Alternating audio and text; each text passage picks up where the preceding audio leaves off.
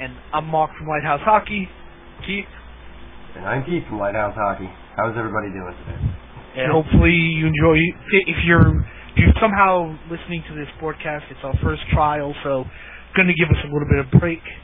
Islanders playing the Bruins tonight with newest Islander Matt. What's his last name? Campanella.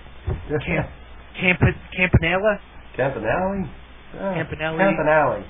I mean, I think it's the absolute kiss of death for Dustin Cohn if he was hoping to stick around.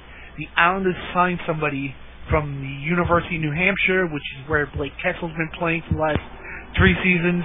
Signed him to amateur NHL tryout. With Josina down for the rest of the season, he's probably going to play these next 3 games, and then who knows? Maybe he'll get a chance to stick around with the Sound Tigers for next season. Indeed. Looking at the team site, so we have Campanelli. He's 23 years old. So he led the University of New Hampshire skaters this season with a +.5. Played in all 39 games this year. And a little bit of an oxymoron there, the amateur tryout for the pro team. Very strange. So 106 career games, 3 goals, 21 assists, +30. So apparently did most of his damage this year. At 23, sounds like he played previously for the USHL. Because he just graduated and he's 23. It sounds like he might have had a season in the USHL. We have the Eastern Junior Hockey League. Before his collegiate career, from in his first EJHL season was 2006-2007. So he led that team in defensive scoring with 33 points, and he was a first-team All-Star. So a little bit of an older guy, and probably does spell the kiss of death for quite a few of the Bridgeport guys, because there's going to be a lot of space necessary down there next year, especially if we're looking to do some kind of 2-way contracts for Bruno and some of our other guys, and what with Motto and Eaton, there's going to need some room to be cleaned out, it looks like. But this go ahead. This guy, it's a strange thing. Now, was he actually? Do you know if he was actually Kessel's partner? I don't know that. I've never particularly looked at the who's on ice with who, the stats, and there was never that many assists to see. If a player is playing a lot with another player. Like, for example, I know off the top of my head that Anders Lee played a lot with TJ Tynan, because Anders they assisted on each other's goals a lot. Right. Okay. But I was going to say with Mateau, it's gonna. I think he's going to be bought out next season. I mean, he has the eye injury. He had the eye injury, the facial injury, and now supposedly his eyesight's gone. And we know from Brian Berard, I mean, he was an incredible player before he got his eye injury. And since he was never, when he came back, he was never the same player. He was still able to play at an NHL level amazingly. But I mean, for Mike Mateau, who is a marginal defenseman at best, to have a serious eye injury, does he have a serious eye injury that might affect his vision? Right. I don't think he's going to be good to come back next season. Yeah, well, and I'm sure a guy like him who, does not exactly have the physical skills probably has to rely on, full perception and stuff. But, when I think about it, though, geez, if you have an eye injury, why would you allow yourself to be bought out? If this is your last contract, unless the buyout was equal to the contract, I would probably try and stick with the team, at least prove some level of a comeback. Well, I'm sure Witt didn't want to be put out either, but they don't really have too much of a choice. Yeah. They still get paid. Well, Witt still wanted to play and thought he could play. If it turns out that Motto can't play, or can't play well because of the eye, I think Witt still thought he could play somewhere else too. True. Yeah. If, Brendan was definitely not thrilled about his demotion. In some of his interviews, the Bada interview kind of bore out. Yeah. I don't think I'm not 100, but I don't think he can negotiate being put out or being not put out. That was what I'm saying. Oh no. No, I think if you get put out, that's it. We're gonna have to weed through that collective bargaining agreement at some point. Oh god, that's a collective bargaining agreement. Oh, it's a beast. And Boston, why? I mean, they had the Rangers another game up by 3 goals, third period, and giving the Rangers another breath of life. Unbelievable. And that was actually a Ranger game I tuned in for, and wow, that was a furious comeback. They looked at points fantastic. Now the unfortunate thing is they lost Callahan now with the broken foot, so he's probably out for the playoffs as well, and that's going to probably hurt them pretty bad. That's the heart and soul guy that you want to have. Was that a block shot? It was, yeah. It was a Chara shot. As we're familiar with. Now he got McDonald, right? Or no, Martinez this year. He definitely got Martinez, and I think he also got Trusina, and they got 2 Islanders in that one game. Yeah. And one of them came back during the game. I think Trusina, and another player didn't. Wow. Yeah. Think he does it on purpose? No, I mean, I don't know why.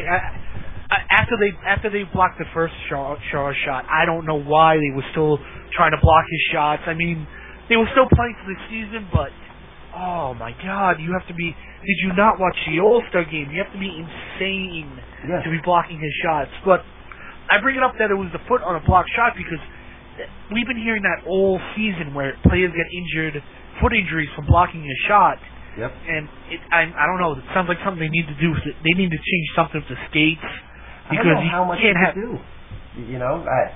The skates they're so rigid to begin with anyway, and you still get hurt. I mean, there are obviously gaps in any piece of padding and whatever, and if you get caught right, but you saw even when Tavares. Well, let's not bring this up because we're not even sure. When Tavares got Letang on the top of his skate, there could have been a little bit of an axe there, but there's gaps there. And anything else, I think, you're looking at wearing basically a ski boot, and I don't know how much you'd be able to skate in, Yeah, it's something that they're probably gonna have to do something about. I don't know if you saw today, Brooks's column was talking about block shots, and everybody's saying how important they are, and and again, this is probably poor statistical reasoning, but he said that 3 of the top 5 teams, and the Islanders being the number 1 actually in blocked shots, are not in the playoffs, while Vancouver is about 26th and Detroit is 29th. Which those teams probably limit opposition chances too. So it's probably better to look at a percentage of blocked shots as opposed to total. As we know, the Islanders were among the league leaders at some point in shots against or shots attempted on net. So. I think it's nothing new with the block shots. Those teams. I think because I believe Myrtle has done it a few times with because he does the man games list to injury list every year, right. And he's also done that because he compares the man games list to injury to block shots, and there's no connection there. I mean, despite this season, of course, and there's really no connection between success and block shots. But if you go back to last year's playoffs.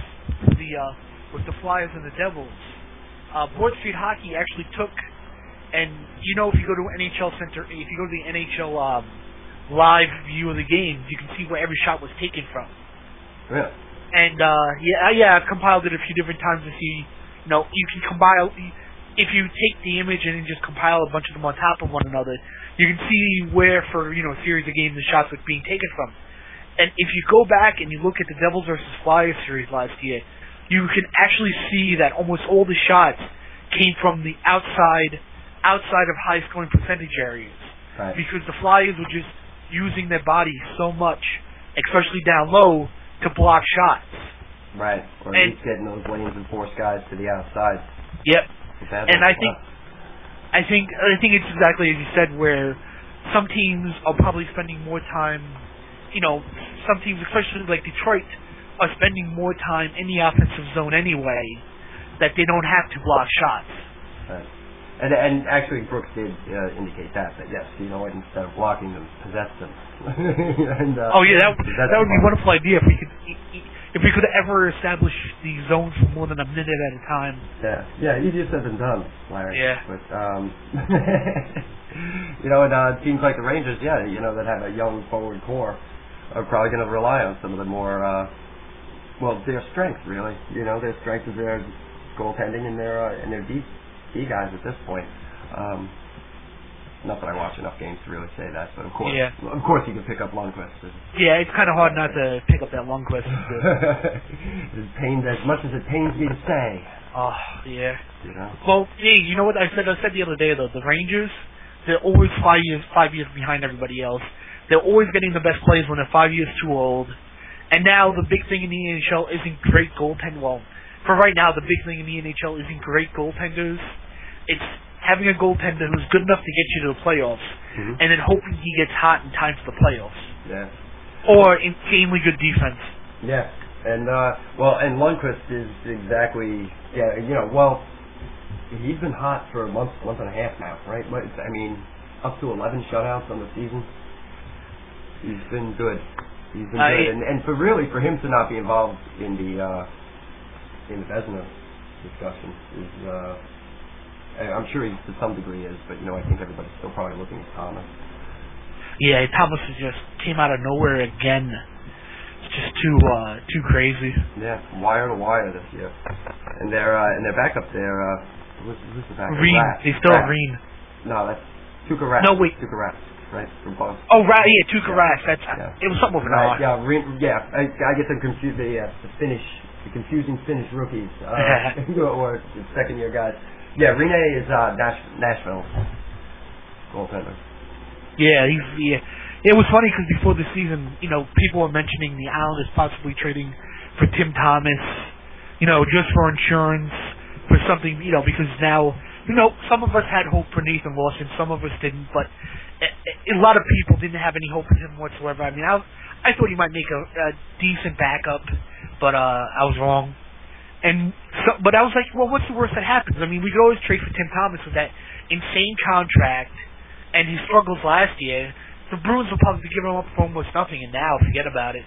No, well, goalies, we know they have a little bit longer of a shelf life than skaters to begin with. And, Thomas is a guy like Rolfson. He started his career kind of late. Doesn't have a lot of wear and tear on him, and he appears to be getting better every year.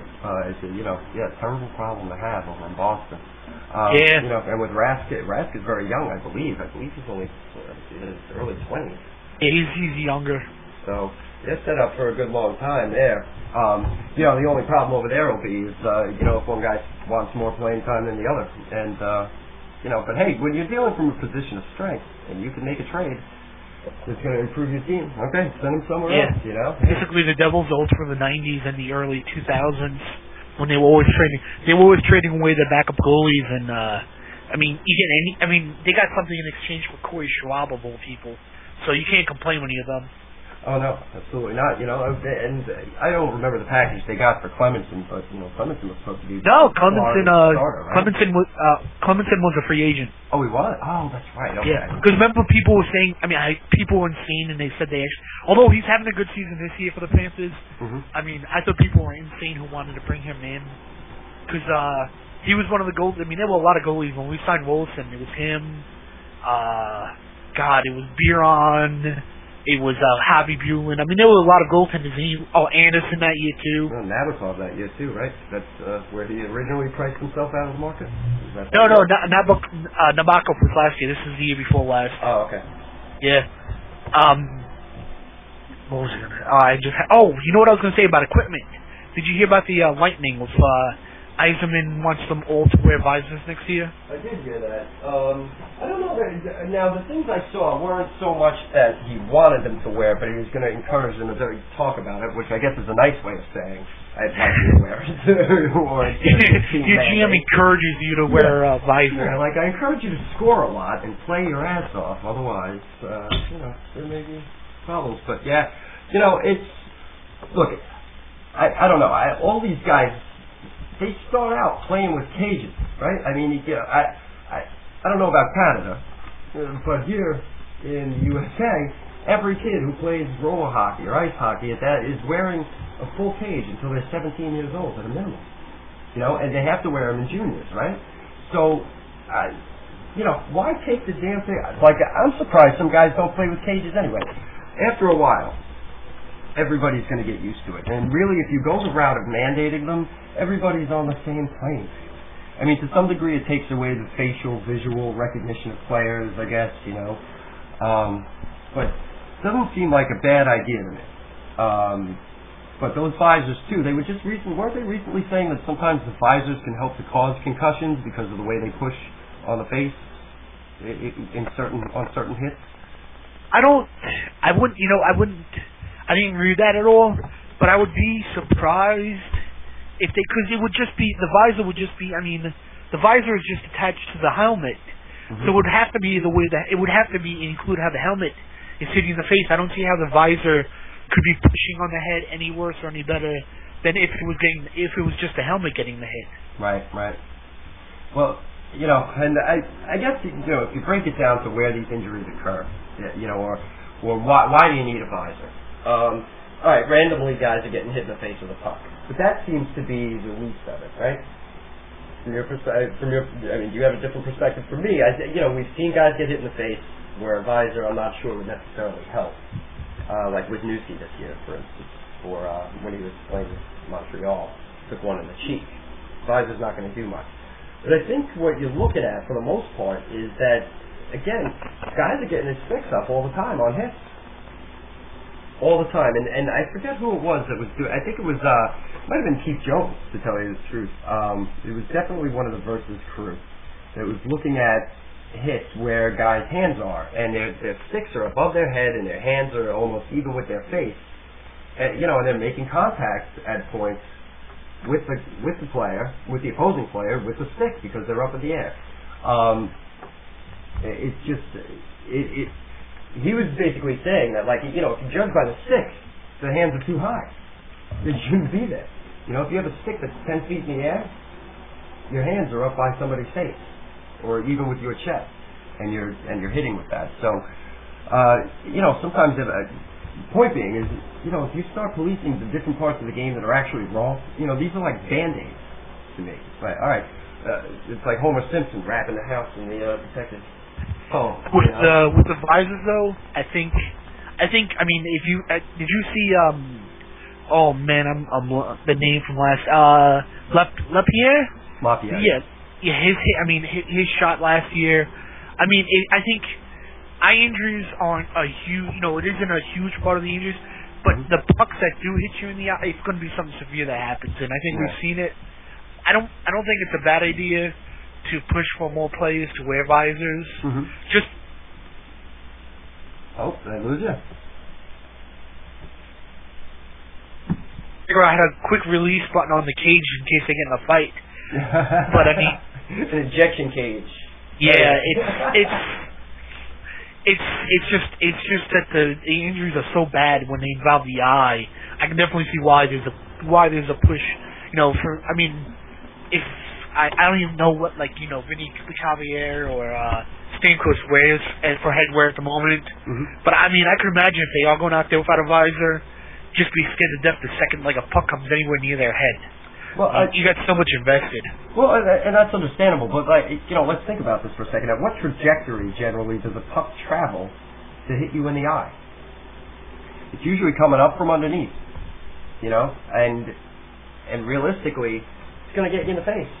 I don't know how much a visor protects a player from a puck, and if it hits, I'd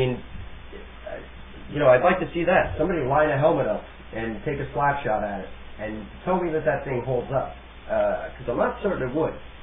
You know what I mean? The angle, generally speaking, to get hit in the eye, I'm not sure would cover it, because again, a player looking forward, that visor is about 3 to 4 inches, and really comes only a little bit below the eyes to begin with. I'm thinking most of them come up from underneath. But if you think about the space, I know what you're getting at, but if you think about the actual space between the visor and the eyes, right, it's not going to come up. It's not really going to come up at an angle where it can clear the visor and hit the eyes. And plus, you have to think about it too. You have players getting trained to block shots by kneeling, so they have the shin pad there. So a lot of them are getting lower now, and with the big shot, with defensemen's shots from the points just getting huge. Have you ever seen the the video. There's a few videos of Motnik. We don't know him for a huge shot from the point that much, and he doesn't hit the net often. But when he's just throwing pucks at the net, and then plus Justina too, for example, if you skates on a plane, if you know that blog. Right. Did you happen to see that picture he took of when he Justina? Cracked the glass, yeah. Yeah, cracked the glass at the rink. I mean, they're taking these shots from the point, and they really have no control. I don't think they have any control whatsoever over them, especially when they're. I mean, Justina and Motnik, between the both of them, are something like, I would say 1 out of every 5 shots goes anywhere near the net. Right. Well, and but I don't know. I get back to it. I get a little sense of some chicken or egg stuff, right? So really. There's a couple of different things you can do for that. Obviously, you can continue to outfit the players with better and better equipment, which apparently hasn't really decreased any injury, has it? I would say injuries are probably up over the olden days. Yeah, I think it's also a matter of those that like the athletes are getting so specialized. Yeah. Well, and also you're using those graphite and composite sticks. And I'll bet you if you kind of force people to go back to wood, you take some miles per hour off the shots, you get some, maybe possibly some more control. Like, who knows? I'm sure those may have different responsiveness to them. You know what I mean? In terms of shock control. Hopefully, well. Unfortunately, I can't test that. I don't have graphite or wood stick, and I definitely don't have any control. I hate it. Over my shots. Not me either. But, I did buy a composite to try to be kind of whatever, and not. And honestly, I didn't like the way it felt. I couldn't even feel the puck through it. I thought the wood gave me much better feedback. And, so I often, not that I'm a good stick handler by any means. I'm a pretty terrible hockey player, comparably speaking. But what I was finding was that I would lose it I would lose the puck while I was stick handling because it was not giving me enough feedback up into my hands to know where I was. Either that or I ended up looking down quite a bit often to see where I was at, and went back to the woods. And I liked it. I didn't really. I don't have a great shot, so it was probably negligible. And I'm sure every little bit counts in the pros, but. Look at it. I mean, if we're talking about guys getting their feet and faces and ankles and heads broken by shots, are we going to build 6,000 pounds of different equipment, or we just go back to what the sticks being different? Oh, definitely. Yeah, I can definitely see the point there. Plus, as Islander fans, we've heard every time a stick broke, Howie Rose cries. Yeah, you think he's just a purist or an environmentalist? But it's interesting, and there was something I had found not too long ago, and even Mike Ditka in the NFL makes this argument too, that the equipment in the NFL, and some are arguing this now in the NHL, really kind of encourages people to be psychotic with how they throw hits and whether they feel protected and things like that. And the evolution of the hockey helmet. I mean, we look at people used to play without helmets. I mean, people used to play with that little Jofa helmet, and now the helmets are basically almost like football helmets. And guys are getting concussed, well, probably at a more identified rate. We can't really say that, since there's more awareness, that tends to be more diagnosed. I think that's part of the issue with the concussions. Is that you have to think about it, even in the old days when you look at videos. There's no way that you can face plant on ice. The ice doesn't give at all. So there's no way you can really. If for example, old Kevin Stevens hit by Rich Pilon. Right. Oh, yeah. I think it was Pilon or Kasper. I think it was Pilon or Kasper. It was Pilon. It was Pilon. Pilon doesn't do anything illegal on the hit at all. It was just how Stevens landed face first onto the ice. Right. Well, Stevens threw that hit. Yeah, that was even more amazing. Stevens was launching into Pilon in the corner, and and Stevens was out before he hit the ice, obviously, and then hitting the ice didn't help. No, well, that pretty much effectively ended his career. That concussion and the face break. I think now when somebody hits the ice, the more willing to take a look at it being a concussion, because now we see the long-term, with all these old NFLers, we see the long-term results of, going out there and playing too much when you have a concussion. Oh, yeah. I think more people will want to call it. I think with a lot of the injuries, though, it's just players close to the boards. Hits from behind straight into the boards, and you wonder what these guys are thinking. It's a bad hit anyway. Why are you driving this guy head first into the boards, from behind? It's something that the players, I think it's something that the players are going to have to do a better job of really policing. Yeah, policing themselves. Well, and that's the amazing thing. It's you wonder how much the Players Association actually has a say on something to that effect, because I would assume they'd be allowed to bring it up at some kind of meeting somewhere and really make a push for either a rule to allow it or disallow it. But with the way everybody gets up in arms about that issue, I said this a couple of weeks back. I almost don't care anymore. Bring on the gore, because nobody's standing up for it at all. Nobody's raising a stink. There's about 5 players that have criticized those types of hits. And apparently now they're pariahs. Mike Milbury, who I don't want to get you started on. Yeah, you don't. But he said, who was it? From Boston, another Boston reference, which works out good for today's opponent. Barron, who spoke out on the hit that his teammate laid, and but yeah, that's towards that justification of the game and standing up for teammates. But at what point is enough enough? Personally, I don't think it's necessary to see anybody get hit from behind or in the head. Why not zero tolerance? Why should anybody be able to... You played, correct? Yeah, I played. I was goalie, so... Oh, okay. All right, so you probably wouldn't have gotten much of this. Anytime I've ever been hit in the back, I feel like it's a dirty hit. Anytime. I don't like it. Nobody's going to like that. Now, you may chalk it up to it's legal, but I can guarantee you anybody that gets hit even remotely a little bit hard wants to kill somebody. Oh yeah, I coached youth roller hockey for a couple of years, and there's not even hits from behind. They're just a penalty. It's actually a penalty hitting from behind. Yeah, kids with the stop signs on the jerseys and stuff, right?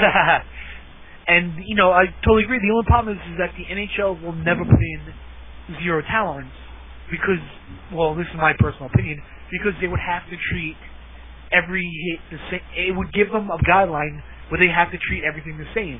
Right. And from all appearances, the NHL does not want to treat everything the same, especially when it comes to the superstar, the bigger stars of the league, or even a Pronger who isn't as much as he is a star.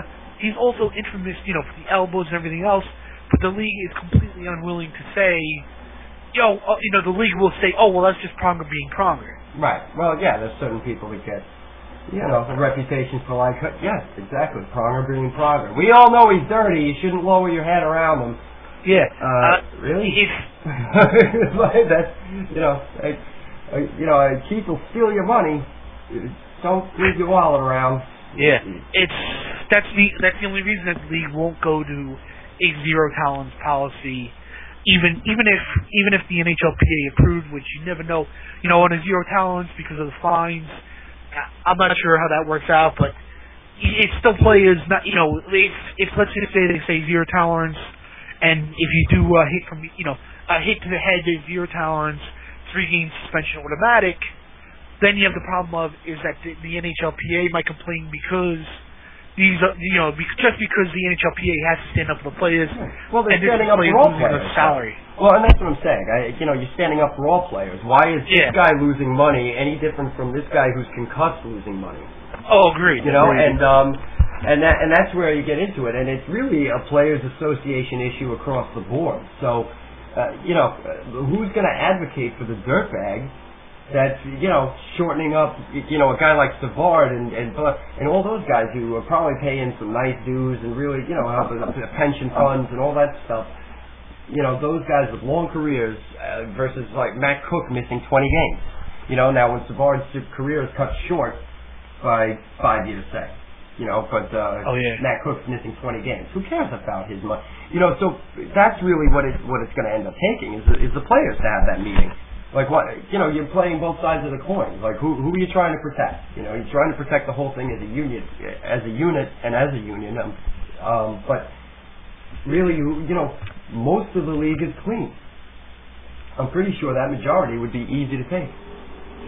But it's better for us not to get shots to the head as compared to the 10 or 20, the small amount of us that might be out of a job because we can't throw dirty hits.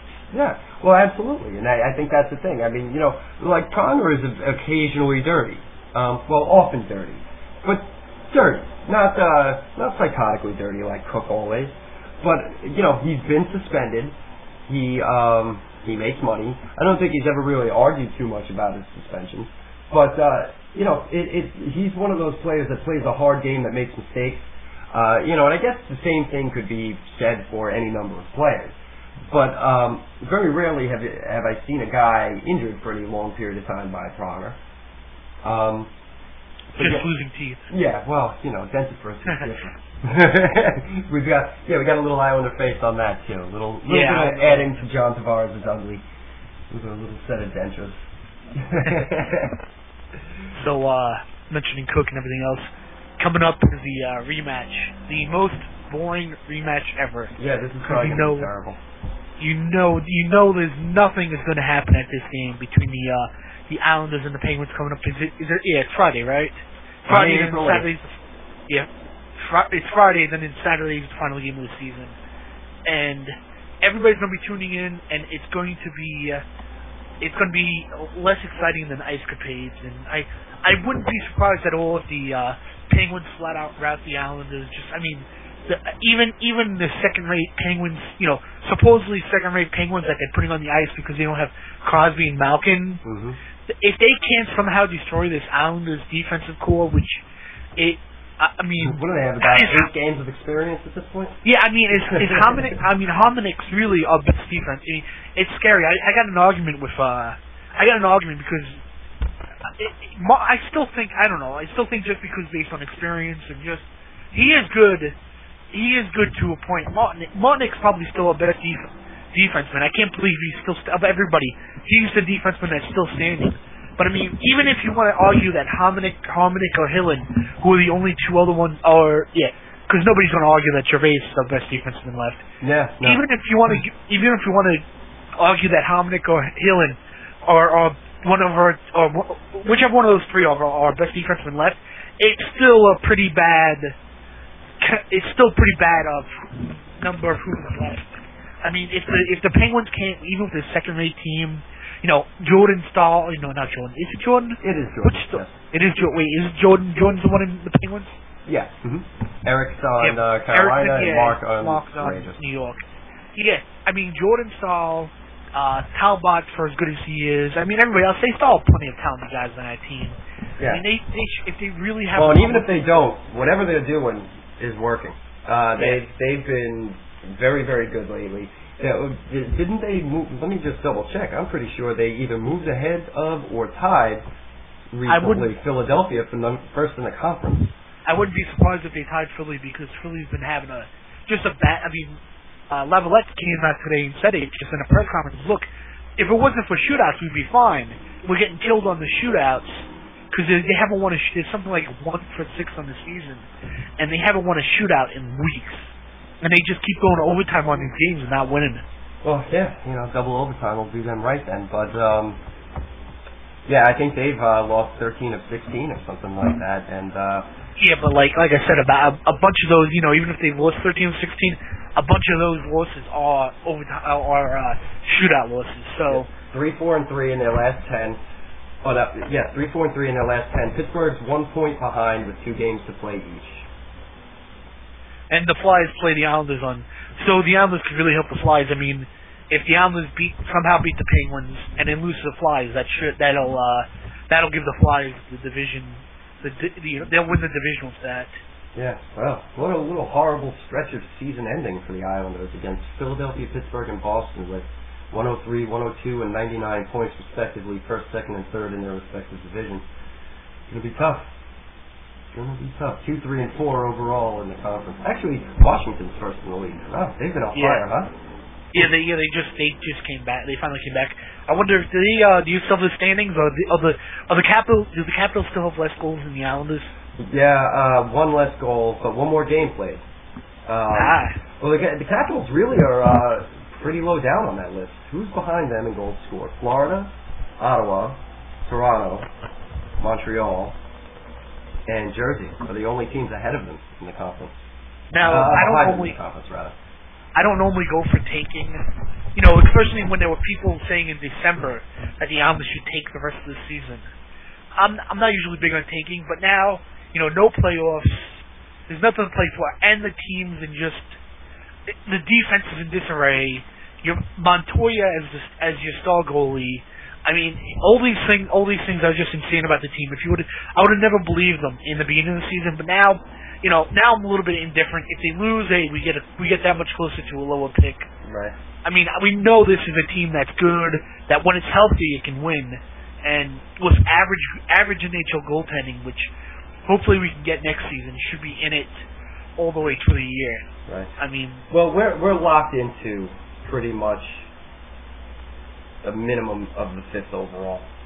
Yep. We can't catch Jersey. Jersey's the closest to us at this point. So in terms of ahead of us, we're tied with Ottawa in points. Ottawa, we have a game in hand on Ottawa. Florida's 2 points behind us. And we have 3 really tough teams in a row. I mean, I don't know that we have to tank. We still have a little bit of, at the 5th overall pick, you have an 8.1% chance of moving in. But that actually, you can only move up what, 3 or 4 spots? You can't. Yeah, I don't think you can get the number 1 overall pick from the 5th spot. Yeah, me either. Because you can only move a limit of 4 spots up. Right. Okay. You might, but I definitely remember that the Islanders, until lately, the Islanders always had the worst luck. Because I remember there was 2 or 3 times where they were the worst team in the league, and they ended up losing the lottery and moving like the 4 spaces back to 5th overall for a couple years in a row. And as much, like I said, I'm all for it. If they lose, I mean, it's tough teams. If they lose, they lose. They win, it's nice. Yeah. Look, you have to feel good about how the season went to begin with. You know, we got our tanking out of the way early this year. It's like, you know, early Christmas for Islanders, but we tanked in November and December. Not that, you know, not purposely, of course, and that was terrible. We have one of the top 5 best records second half of the season. You know, on a very destroyed, injury depleted, distraught team. Shell shocked, I would even call it. I can't. Yeah, they were definitely looking. At the end of that 20 games, they were looking shell shocked. Oh yes, you know, watching guys cry in the locker room, not my idea of a good time, you know. But at least you saw that they cared still, and you know, to be able to put it together and actually watch how cohesive they are now. You know, we're in good shape regardless of the pick. Yeah, that's true. You know, my thought has always been, hey, if nothing else. You know, if you are winning, you don't need the pick. Granted, I guess winning the last 5 games of the season when half the league is benching and resting their guys doesn't really prove a hell of a lot. But we did a lot of winning when there was a push against some very quality teams this year. So it points towards good things. We got a lot of guys starting to and continuing to develop that are close. You know, we may see some Nino next year. You know, we probably won't see some of our good guys for another 3 or 4 years. But, you know, we've watched Brock Nelson a little bit in the playoffs, looked pretty good. Nino lighting it up in the playoffs with 10 points in 4 games. Well, I also put the data, I don't know if you caught it, but the team that the Winterhawks, Winterhawks played, oh my God, Everett was horrible. They were the worst team. I mean, they look like below 500 team. Yeah, they finished 3 points. They finished in the playoffs by 3 points. Mm-hmm. The next team up in the same division had 30 more points than they did. So it was nice that he was able, but it was easy competition for Nino. Well, you know, you can only play who's on your schedule. Yeah, it's you know, I guess pound for pound, if we saw what else other guys on his team did, we could make a better, I guess, assessment. But yeah, 10 points in the playoffs, regardless. Everybody's trying harder, you know. So you expected it to at least maintain, and that's, you know, it's not a bad thing. Anders Lee originally looking bad in the playoffs, in the CCHA playoffs, but good in the tournament. Well, good lately in the tournament. He had a rough couple of games. He had a rough couple of games in the tournament. Not rough. Like I said, like I didn't see them, but for somebody who was scoring on a regular pace and scoring game-winning goals night after night, it seemed he was quiet, but now he seems to be back on track again. Yeah, I think what's the reading of that? They have about 12 rookies, I think, on Notre Dame this year. Well, they have a lot of freshmen, but maybe not rookies, but freshmen. Well, yeah, that's it's a different. A lot of them played for USHL last year. TJ Tynan, who I think that the Islanders might be looking at him. He played in USHL too, and he had a quality amount of points too. So they have a lot of freshmen, but they have a lot of guys who played against better competition. Right. Oh, and it's a great looking pick for a 6th rounder.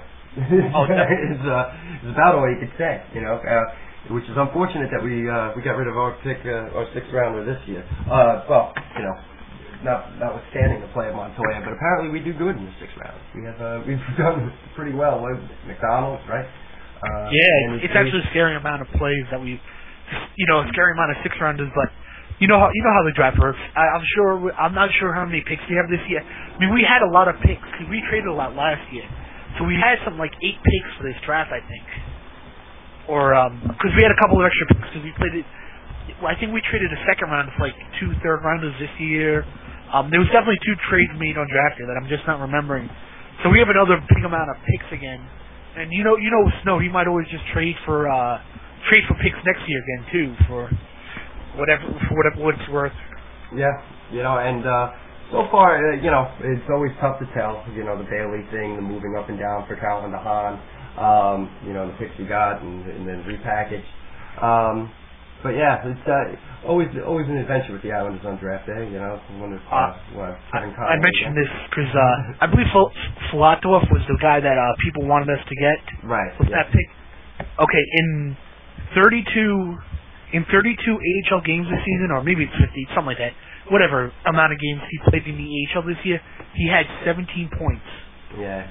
In 11 AHL games, Bailey had 17 points. Yep. Yeah. So yeah. Filatov too apparently is somewhat cancerous. Apparently, and the guys don't want to deal with him. He's not given the same type of leeway Bailey is, probably because he's a pain in the ass. That's unfortunate. That is unfortunate. Speaking of pain in the ass, what I was wondering is, I don't know if you saw recently that Nabokov's trying to play for the Russian national team. Oh yeah. Oh my God! And he didn't even. The best part is he didn't even ask permission at first. Right. Yeah.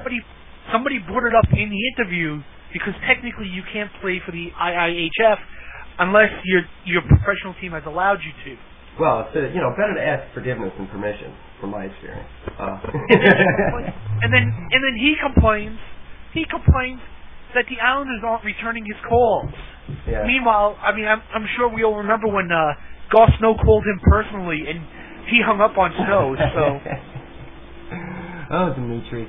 Yeah, and my hope is that look. I mean, is there nothing that can be worked out with this Kirill Petrov? Like, we can't just, hey, take Nabokov. Take him. Like, what are we gonna do with this guy? We have a crowded. Again, we have a DiPietro problem. We all know we have a DiPietro problem.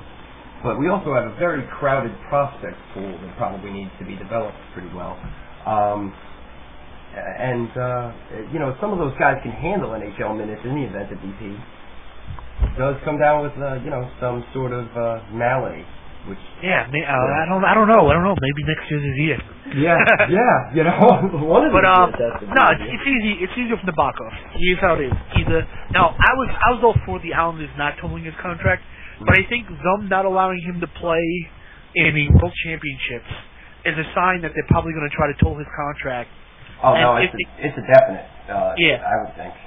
And if they toll his contract, then as far as we know, because we haven't gone wading into the insanity of the CBA, he would not have to clear waivers to be traded. Because currently... Well, that's a part of his contract, though, Mark. That wasn't part of the CBA. That was a part of what Detroit put into his contract. No. You're thinking of the no trade clause. What I'm talking about is that a player who signs from Europe after a certain date has to clear waivers to join a team. Right. So when Detroit signed him, he had to clear waivers. Okay. And then to top it off, if Detroit then traded him, this is part of the CBA stuff. If Detroit then traded him, he would have had to clear waivers again, which is why the Islanders didn't trade him, because there was no point to trade him because he would have to clear waivers. Right. So even if he traded him for a 7th round pick, whatever team you traded him to could just claim him during the waivers process. Now that's all part of the CBA. What's not part of the CBA, what is the no trade clause in his contract, which simply means he has to waive the no trade clause in his contract to be traded. But unless he wants to be annoying, he would probably waive his no trade contract. Yeah, but then he still has to pass through waivers anyway. No, he wouldn't have to pass through waivers. Are you sure? I'm pretty sure he would, because that would have been the scenario this year. Now, if it's any different because it's been a year. Yes, it would be different because right now he's technically a member of the Islanders and he's suspended.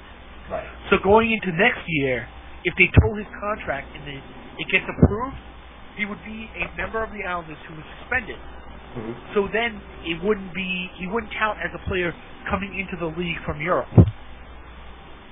Even if that contract was never really initiated? I don't know, but he technically is an Islander. Yeah, but his contract is never, he's technically property of the Islanders once he's property of the Islanders. He is property of the Islanders. He's an Islander, but he's suspended. Seems a very strange thing, the CBA, and how that would play itself out. Yeah, you could use him for an asset next season. But, I think my big question is, why the hell does Russia want him? Yeah, it's amazing because he collapsed the Olympics last year, he collapsed so badly. And then the best part was he pulled himself out. He pulled himself out from the game and went to the bench. After what, he gave us that 6th or 7th goal. Oh. That's never good for morale. But I think and this season, wasn't he having like an 880 save percentage and a horrible? He was horrible in the KHL. I looked it up. Yan Denis, oh God, there was a couple of former Yan Denis and there was 2 other guys who were barely NHL backups, on that same level as Denny, right? Who both had far better save percentages than him. I mean, he had a horrible season. He was outplayed by his backup, but I think and he was fat and out of shape. He said. Yeah, he claimed he was out, but I don't know about that. He claimed he wasn't. I don't know what he was thinking. I mean, okay, he claimed he was out of shape. But how could he have... Okay, he claimed he was out of shape, but when the Detroit signed him, they needed him right away. He wasn't going to be playing in the playoffs. And Osgood at the time was going to come back from injury. Osgood's since been re-injured, and it would have been nice to have that backup. But I don't think Detroit signed him thinking he was going to start for the playoffs. I think Detroit signed him thinking he was going to start right away. So that's always been my opinion. I think he's in shape. But I think the Russian goaltending was so bad because the Russian goaltender at the Olympics was somebody who had never even played in North America. I mean, he might have, he was an awful player anyway. I just think Russian goaltending was awful. Yeah. Have you ever watched any of the highlight videos from the KHL goals of the week? And 5 of them are shots from the point and somehow had a goalie? No, I haven't seen much of the KHL action, unfortunately. But I guess the NHL talent is probably going to be in the playoffs, or for at least a little while. Varlamov of Washington not going to make it. Is Brizgalov actually Russian, or is he province of Russia, kind of Kazakhstan, Georgia, kind of? Who did you just mention? Brizgalov of Phoenix. I don't think he's Russian for some reason. But he's gonna be in the playoffs too, so. Yeah. That I guess that's the unfortunate part, is that the good Russian goaltenders are probably all pretty much taken. It's just strange though that a guy with that bad of numbers released from a multi-million-dollar contract, and really released from his contract from the entire league. they would let him come here, and then accept him back to be the starter on their national team, while a guy like Kirill Petrov, who basically has had a minimal career, they won't let him. Well, that's also his contract, where they just won't. Like, it's one thing to try to do some, what Gus Snow was trying earlier in the season, where he wasn't gonna release Klementev for the junior games if they didn't, if they couldn't work out a deal. But with Petrov, but I don't think he can do. Like, I don't think they care that much about the World Championships to somehow swing a deal to get Petrov over here and Nabokov over there. I think in the end, hopefully he somehow raises the money, which in Russia there's a lot of interesting ways to raise money. Is able to buy himself out of that contract next year. Maybe he can come over here. It sounded like from the training camp, his training camp was so good that he was definitely going to be a guy who made the team from day one. Yeah, well, and to the KHL's credit, they did let him participate in the mini camps and camp. And the rookie camp too, right. And the Orange and Blue game. Yeah, so that was very nice. I mean, for God's sake, though, how much money is this? Can't he just borrow it from I don't know, right? Like I know. Like $200,000, right? The way technically, you can't do that shady kind of dealing. Like, he has to be able to buy himself out of the contract. Yeah, it was something along those lines. We've mentioned enough times. Dom knows better than me, but we've mentioned enough times that, can't we make some shady dealings here and get Petrov over here? Yeah, I mean, what does he have to work in a mine? Farm? It seems like he's got to do hard labor to raise it, Poor guy. But, he'd be another nice guy to get over. Alright, so, we probably went on that was pretty easy for almost an hour now. Yeah, really, we kind of did pretty good. Did we I think it worked, and, we'll listen back to how it sounds. This is the first trial broadcast. And the next time we're going to let more people actually listen to us live. We'll let you know when we're broadcasting. Ask us questions as everything goes by. And thank you for listening. I hope everybody has a good day. Anything, Keith? Any final words? Well, just to say goodbye and look out for us. We're beyond the maiden voyage here, and hopefully we'll get better. Yeah.